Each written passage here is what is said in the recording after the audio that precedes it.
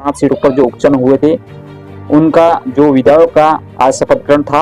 और जैसे ही शपथ ग्रहण सभी विधायक अपनी अपनी संस्कृति में पहुंचते हैं और एक ऐसे विधायक जो 84 से जीतकर जो बीजेपी पार्टी के से हैं अनिल भाई कटारा, जो कि विधानसभा पहुंचते हैं और अपनी संस्कृति की वेशभूषा और माथे पे पगड़ी और घुंघट और आदिवासी संस्कृति के साथ शपथ ग्रहण कर लेते हैं। इसके बाद जैसे ही विधानसभा से बाहर आते हैं और मीडिया से रूबरू होकर मीडिया के सवालों का जवाब अनिल भाई कटारा ने दिया।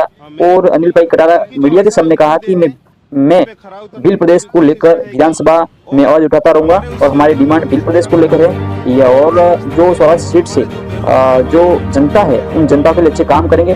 और जो शिक्षा स्वास्थ्य और बेरोजगार जो शिक्षा स्वास्थ्य और बेरोजगार पर हम पुरजोर तरीके से काम करेंगे। सबसे पहले तो हमारी जो 84 की समझदार जनता है जिसने मत का जो महत्व है वो समझा, तो मैं आप मीडिया के माध्यम से उनको पहले तो सबसे पहले बहुत बहुत धन्यवाद आभार जोहार करना चाहूँगा 84 की जनता को।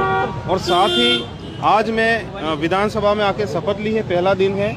और जनता का जो मेरे प्रति उनकी जो आशाएं उम्मीदें हैं उन पे खरा उतरने की पूरी कोशिश रहेगी।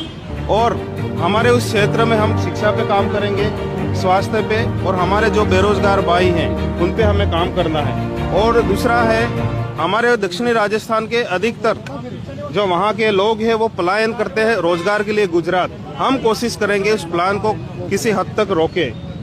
हाँ, बीजेपी का लगातार बीजेपी ने जब भी दक्षिणी राजस्थान में विचारधारा को आगे बढ़ाया है, सच बोला है, झूठ की बुनियाद पे कभी वोट नहीं मांगे। और वहाँ का जो मतदाता है उनको हमने समझाया है कि वोट का महत्व क्या है और आपका जो वोट का अधिकार है, जिसको आप वोट दे रहे हो वो व्यक्ति विधानसभा में जाकर के इस क्षेत्र के लिए बहुत ही महत्वपूर्ण भूमिका निभाएगा। तो इस चीज को हमने बार बार समझाने की कोशिश की और वहाँ की जो जनता है वो समझ रही है। एक डिमांड ये भी होती कि भील ही नाम क्यों, क्या और कोई नाम नहीं? भील प्रदेश हमारे पुरखों की मांग है, हमारे पुरखों की मांग है और उस मांग को हम अनवरत मांग रहे हैं। और कोशिश भी हमारी ये रहेगी कि हमारा जो 4 राज्य है उन 4 राज्यों को मिला करके भील प्रदेश की जो मांग है उस मांग को हम आगे भी निरंतर रखेंगे और कोशिश करेंगे कि हमें सेपरेट हमारा अलग से भील प्रदेश मिल जाए। अनिल जी, आपने कहा जनता समझदार है। हाँ। 71,000 का अंतर था जब राजकुमार रोज जीते, अब वो अंतर घट गया। बीजेपी अंतर घटा नहीं है, बीजेपी भी यही कह रही है अंतर घट गया, अगली बार हम वहाँ पर जीतेंगे। क्या कहना? ये जो चुनाव था उपचुनाव था, यहाँ पर पूरी सरकार लगी थी धन बल के साथ, मंत्री भी लगे थे। तो टोटल जितना भी तंत्र था 84 में लगा था और पैसा पानी की तरह बहाया।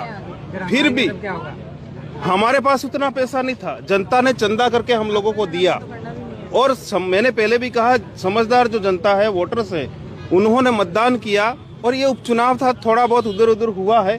अगली बार जब 28 में लौट के आएंगे तो आपको इसका जो जवाब है स्वतः ही मिल जाएगा कि वहाँ की जनता किस तरीके से जागरूक जनता है।